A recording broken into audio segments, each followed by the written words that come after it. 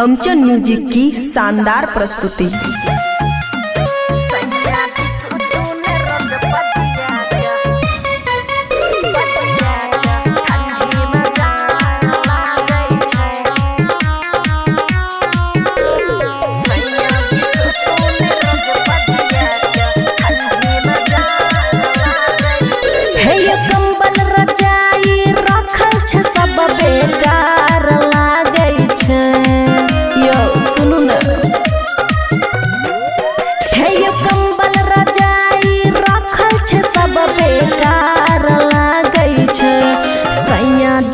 तूने रोज पजिया के ठंडी में जार लागे छे सैया जिसु तूने रोज पजिया के ठंडी में जार लागे छे बुझलिए कि ना।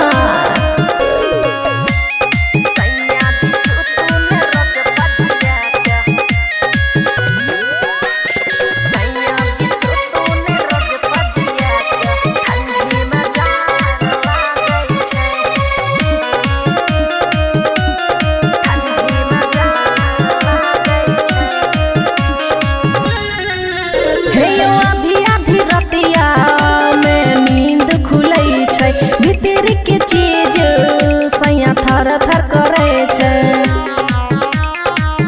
हेयो आधी आधी रतिया में नींद खुले छे भीतर के चीज सैया थर थर करे छे हेयो हीटर लगलिए मीटर बढ़लिए ठार लागे छे हेयो हीटर लगलिए मीटर बढ़लिए ठार लागे छे सैया जिसु तूने रोज पजिया के ठंडी में जार लागे छे सैया जिसु तूने रोज पजिया के ठंडी में जार लागे छे सुतुना।